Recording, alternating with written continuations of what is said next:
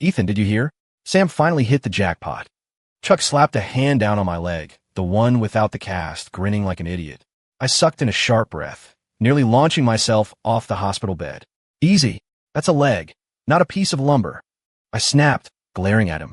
My other buddy, Robbie, leaned in with a mischievous wink. Seriously, dude, this girl is something else. She looks like she stepped straight off a magazine cover. Sam must have saved the universe in a past life to pull someone like her. I felt a genuine spark of happiness for him. Sam was the most down-to-earth, honest guy in our circle. If he'd found a great girlfriend, he deserved it. But as I looked down at the heavy white cast on my leg, that flicker of envy turned into a pang of longing for my own long-distance girlfriend, Sophie. I reached for my phone, wanted to send her a text, when Chuck leaned in close, his voice dropping to a gossipy whisper. The thing is that she's gorgeous, but man, she is clingy. Like next level. He paused, searching for the right word. It's like they're too into each other. I heard she even needs to know when he's heading to the bathroom. Speak of the devil. The man of the hour walked in, carrying a gift bag of fruit and wearing a shy, boyish grin. Standing beside him was a girl named Lily. Long, dark hair, a simple white sundress. She was soft-spoken and still, standing there like a portrait of elegance. Hey, Ethan, you feeling any better? Sam set the fruit down. He started to reach out to clap me on the shoulder, a reflex between us, but he pulled his hand back halfway, glancing tentatively at Lily. Lily gave me a faint, sweet smile. Her voice was like honey. Sam talks about you all the time. He says you're his best friend. She picked up an apple and began to peel it with focused intensity. Her movements were graceful. The red skin spiraled down in one long, unbroken ribbon. Sam sat beside her, his eyes practically glued to her. There was a look in his gaze that was equal parts pride and total devotion. I thought to myself again, the guy really did hit the jackpot. Lily handed me the sliced apple. Here, Ethan, eat up. We want you back on your feet soon. Her smile was pure, radiant, and completely devoid of malice. I reached out to take it, but as I shifted, a sharp jolt of pain radiated from my injury, triggering a sudden, stabbing headache. I hissed through my teeth. For a split second, the pain blurred my vision. In that flash of distortion, it looked like Lily's perfect smile had twitched into an unnaturally wide, rigid arc. It looked stiff, almost grotesque, but the headache vanished as quickly as it had come. I blinked, looking at Lily again. She was still smiling that soft, charming smile. The weird sensation was gone. Just a hallucination, I told myself. Probably a lingering side effect of the car accident making me jumpy. I shook the thought away.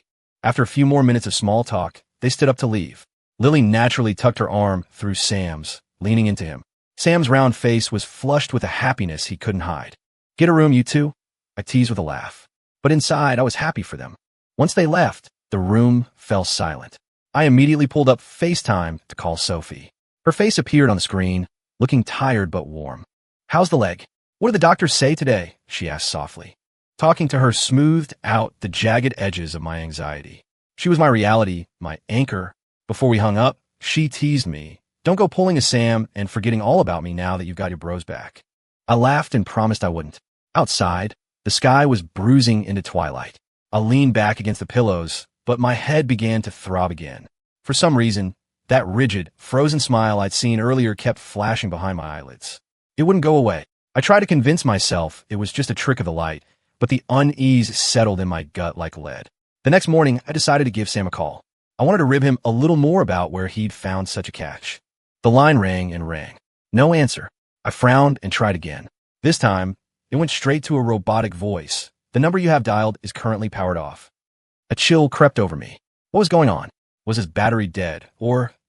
It wasn't until the following afternoon that Sam finally called back. Hey, Ethan. Sorry about that, he said. His voice sounded hoarse, heavy with exhaustion. Yesterday, I dropped my phone in the sink. Just had it fixed. Man, you need to be more careful, I said, letting out a breath of relief. I was overthinking things. Yeah, he murmured vaguely. In the background, I could hear Lily humming a tune. It was sweet, light, and airy. Sam, honey, who are you talking to? Her voice drifted through the line, as gentle as before. It's just Ethan, Sam whispered back. Before I could say another word, I heard a very faint sound, the sound of him catching his breath like a sharp intake of air through his teeth. The call cut out abruptly, nothing but a dial tone. I didn't think much of it at the time. I just sighed and muttered to the empty room. Prick, brothers before hoes, man. The day I finally got my cast off, I felt like a new man. I still needed a crutch to get around, but at least I was out of that room that smelled like bleach and despair.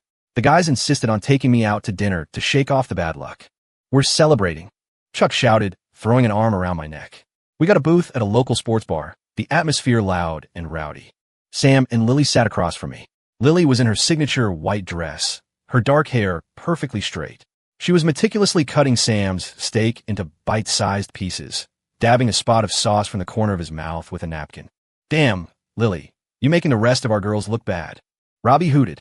Sam, you lucky dog. I'm dying of jealousy over here. Sam's face was a mask of smiles as he nodded repeatedly. His cheeks looked puffy, his expression fixed in a look of perpetual happiness. But as the others laughed, I noticed something off. Sam's phone was sitting face down on the table. Throughout the entire meal, he didn't look at it once. Not even a glance. Guess he's gone cold turkey on tech for love, I thought. Then a familiar, sharp pain stabbed into my temple. I winced and instinctively squeezed my eyes shut. When I opened them, my gaze landed directly on Sam. He was still smiling, but it looked forced, like he was pushing too hard. It looked like a mask he'd carefully painted on his face. And in the haze of my headache, that mask seemed to crack. I saw it clearly. His mouth was curved upward, but his eyes were dead. There wasn't a trace of joy in them. There was only an ocean of bone-deep exhaustion and fear. The headache passed. I shook my head and looked again. Sam was currently spooning some mashed potatoes for Lily, looking like his usual jolly self. Am I losing it? I wondered. This damn concussion is messing with my head. As the dinner went on, the noise rose. The guys were clinking glasses, shouting over the music. Sam sat there, his face flushed red from the beer, appearing to relax. Lily sat quietly beside him, tidying his plate. A young waitress walked over with a tray of fresh wings. Watch out, guys. Hot plate coming through, she said softly. She moved to set the tray in the center of the table. At that exact moment, Sam reached for a napkin. His forearm brushed against the back of the waitress's hand. It was a tiny accidental contact, so brief it was almost non-existent. Oh, sorry, Sam said reflexively, continuing to pull the napkin. The waitress blushed slightly and murmured, "No problem." She set the tray down and hurried off to her next table. It happened so fast, so naturally. No one else at the table even seemed to notice the interaction. They were too busy listening to Chuck tell some raunchy joke. But my eyes drifted to Lily. This was a nothing burger. An accident that happens 100 times a day in every restaurant in the world. Nobody cares. But in the next heartbeat, I saw it. Lily's perfect, sweet smile vanished. It didn't just fade, it froze. Her movements stopped. Her hand, holding a fork, hovered in midair. That soft, submissive expression was gone, replaced by something cold and void, as if a mask had been ripped away. She didn't look at Sam. She didn't look at the waitress. She just stared down at the plate in front of her. Her eyes were terrifyingly hollow. A needle-like pain began to prick at the back of my skull. Oh no, not again. A second before my vision began to warp, I saw it clearly. Lily's knuckles were white, her fingers clamped onto the fork with a strength that didn't seem possible. The thin metal of the fork pressed against the ceramic plate, beginning to bend, letting out a tiny, agonizing screech of stressed metal. For the rest of the dinner, the vibe was ruined, at least for me. Lily didn't say another word. She just sat there with a ghost of smile on her face, looking like a porcelain doll. It sent shivers down my spine. Sam had gone quiet, too. His relaxation had evaporated, and I could see beads of sweat forming along his hairline. When I got home that night, I lay in bed, but sleep wouldn't come. All I could see was that bent fork and those cold eyes. On an impulse, I dialed Sam's number. It rang for a long time before he picked up. "Hello, Ethan." His voice was a whisper, tight with tension. "Hey, you want to grab some late-night tacos?" "Old spot." I tried to keep my voice casual. There was silence on the other end. After a few seconds, he stammered, I don't think so, man. I'm pretty wiped out. Just the two of us, man. A couple of beers just to unwind. I really can't." His tone suddenly became frantic. Then he forced it back down into a whisper. "Last time, at the restaurant, I accidentally touched that waitress's hand." He trailed off, seemingly searching for the right words, his voice pleading. "Lily, she didn't say anything, but I know she's upset. It's not worth it, Ethan. Seriously, just forget it. Over a tiny thing like that, he couldn't even go out for a late-night bite with a friend?" My heart sank. I was about to argue when a soft, clear voice drifted over the line. "Sam, honey, it's late. You should be coming to bed now." "Coming." Sam sounded like a man receiving a pardon from a judge. He spoke hurriedly into the phone. "Etan, I gotta go." Click. The dial tone was cold and final. "Jesus, women," I muttered. Out of boredom and a nagging sense of dread, I opened up my phone. I checked Sam's Instagram. It was a picture of suburban bliss. Photos of gourmet meals, scenic park walks, all captioned with sunshine and heart emojis. Lily was in every shot, smiling beautifully. It was as perfect as a model home. Then I remembered his old Twitter account. He'd basically abandoned a year ago, but he used to use it to vent about work and post stupid memes. I searched my memory for the handle. I found the account, but the profile picture was now a default gray silhouette. The handle had been changed to a random string of numbers and letters. I scrolled through. 0 posts. Dead silence. It was as if his entire personality had been scrubbed clean, like he was trying to erase who he used to be. A chill ran down my spine. He wasn't just staying off social media. He was being deleted. The headache hit without warning. My vision blurred. In the throes of the dizziness, I looked at the blank profile picture. It seemed to distort, twisting into Sam's face, a face filled with terror, screaming without a sound. I slammed my eyes shut. When I opened them, the screen was still blank. Only my heart was racing, thumping against my ribs in the quiet room. I didn't see Sam again until a group hangout a week later. He looked like a different person. He had withered away. His once round face was sunken, his cheekbones sharp. Dark circles hung under his eyes like bruises. He was wearing an oversized t-shirt that looked like a 10 on him. Holy shit, Sam. Robbie blurted out.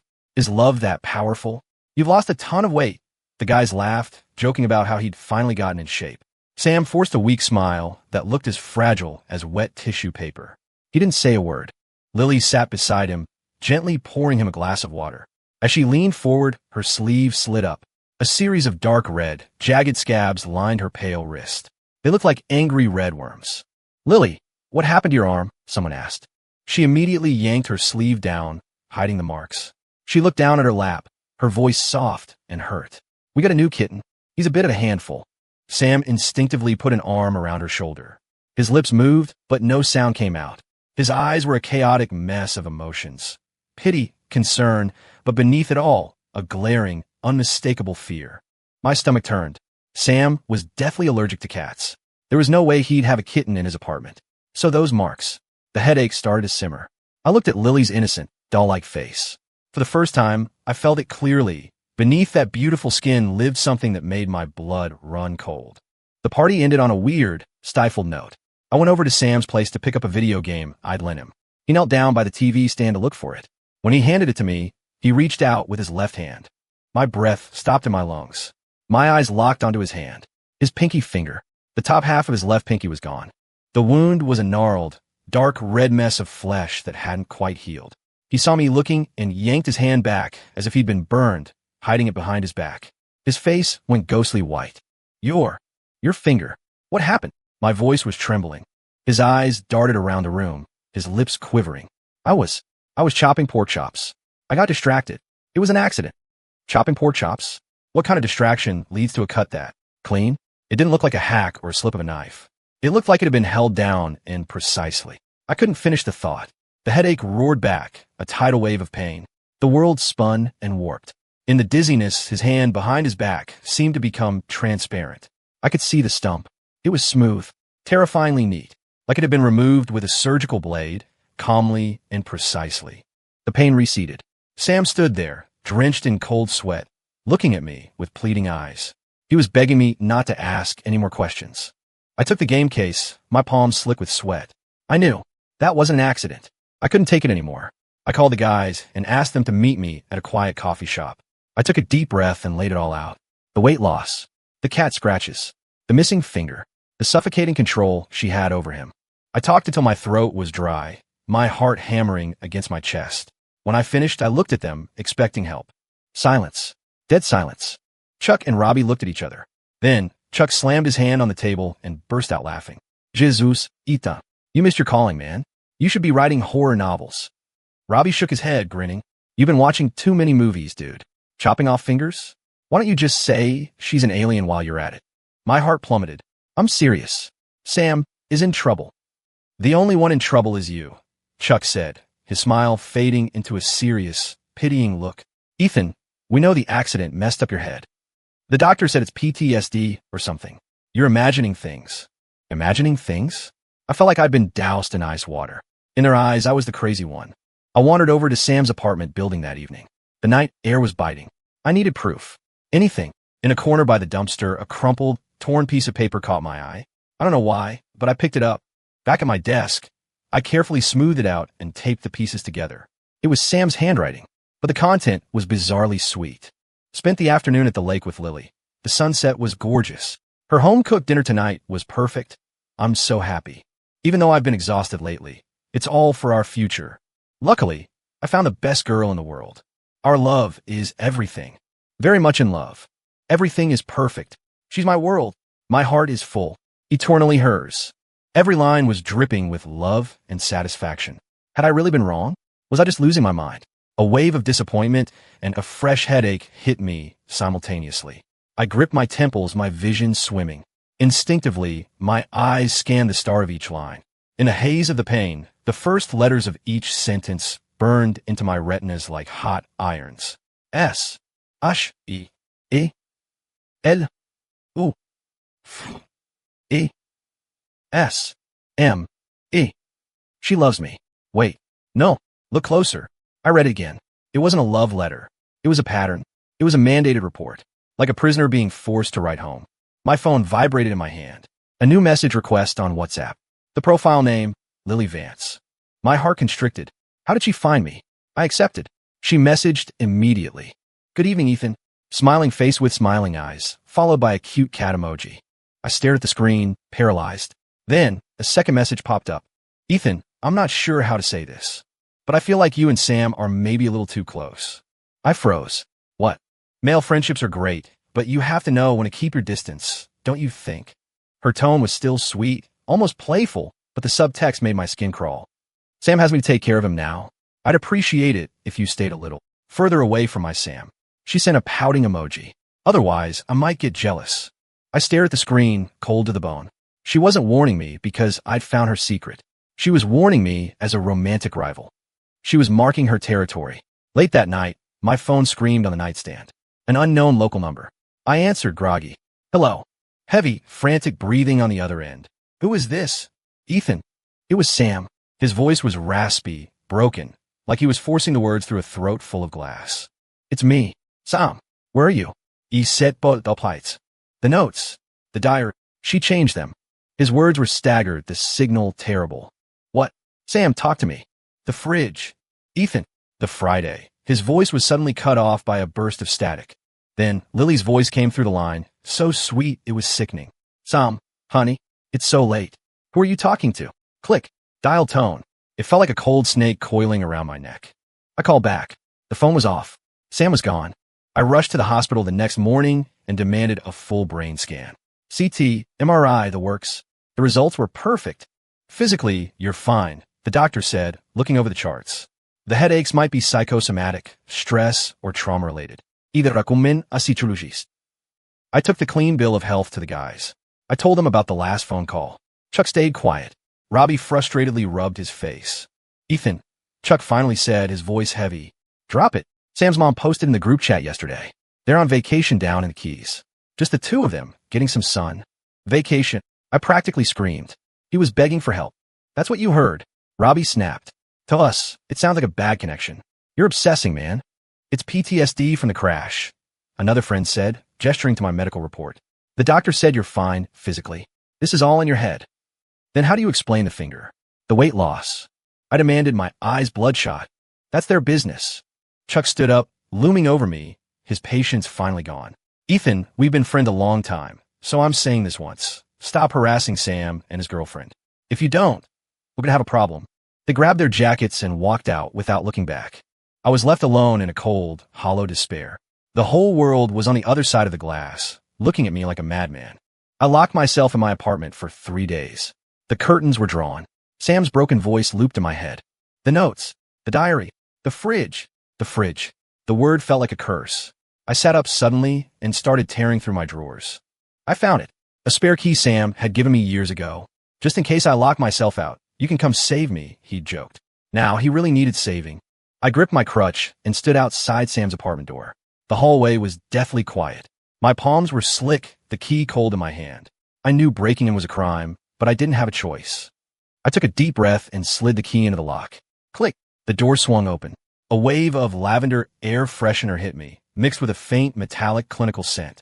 The place was silent. It was too clean. It felt like a showroom. A tomb.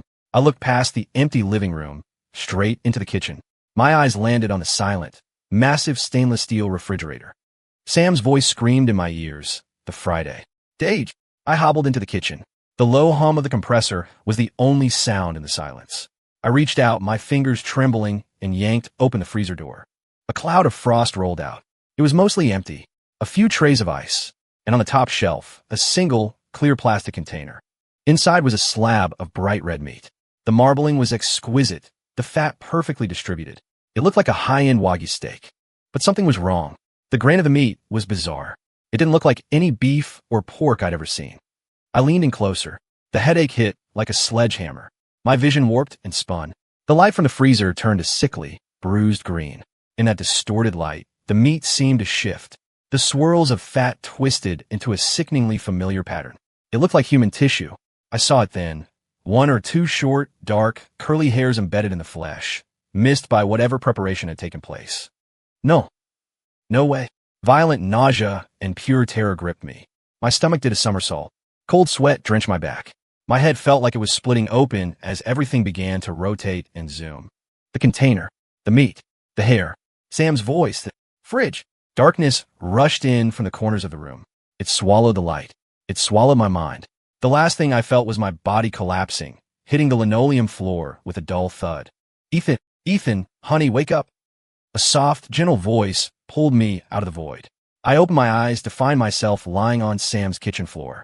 Lily was kneeling beside me, looking down with concern. Her face was inches from mine. Beautiful. Pure. It made my blood turn to ice. Why are you fainted on the floor? Is your blood sugar low? She asked sweetly, reaching out to help me up.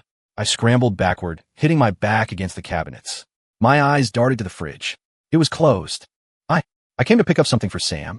I croaked. Lily followed my gaze to the fridge. She smiled. She walked over and opened the freezer, pulling out that same plastic container with effortless grace. Were you looking at this? She asked, turning back to me with a harmless, sunny grin. Sam bought this premium steak just for me. He said I needed to stay healthy. She cradled the container like a precious treasure, stroking the lid. Then she looked at me, and the mask finally fell away completely. Deep in her eyes was a cold, predatory madness. A total, terrifying sense of possession. Do you know why Sam loves me most? Ethan, she whispered, tilting her head. Because he promised we'd be together forever. Truly, as one. She took a step toward me, the container held to her chest. The shadows of the kitchen swallowed me. You need to get well soon, Ethan. Her voice was as light as a feather, but it carried the weight of a death threat. Every hair on my body stood on end. I scrambled to my feet and fled. I ran faster than I ever had in my life. Crutch be damned. I didn't go to the police. Who would believe a mental patient accusing a perfect girlfriend of having human meat in her freezer? They just locked me up in a psych ward even faster. A few days later, a screenshot appeared in the group chat. It was a post from Lily's Instagram, a photo of a one-way plane ticket to Miami. The caption read, "Starting our spontaneous road trip through the South with my Sam. Not sure when we'll be back. Don't miss us too much." Underneath, a string of likes and comments from our friends. Have a blast. So jealous. Chuck sent me a private message. See? They're fine. Now stop being a psycho. I stare at the photo. There was only one ticket. Only Lily's name was on it. Sam only existed in her captions. He only existed in the photos she posted later. Scenic shots where he was always a distant, blurry figure with his back to the camera. Everyone believed in the great vacation. Everyone except me. A month later, my leg was healed, the cast long gone. Life seemed to return to normal. No one mentioned Sam anymore, as if he'd never existed. No one looked at me like I was crazy. That night, I was on a video call with Sophie. She was finally finishing her job and moving to the city to be with me. Her smile was as warm as ever. Once I'm there, we're never going to be apart again, I said, feeling a rare moment of peace. Sophie nodded eagerly, her eyes sparkling. Yes, when I get back, I'm going to be with you every single second. She leaned closer to the camera, her voice dropping into a playful, clingy whisper. I'm going to keep you locked away with me forever. My smile froze. At that exact moment, my head began to throb. On the screen, Sophie asked with concern, "Honey, what's wrong? You went so pale all of a sudden." I looked at her smile. It was so familiar, and yet so terrifying. A deeper, more absolute chill began to crawl up my spine, spreading through my entire body. Could she also be? Yes. Story complete.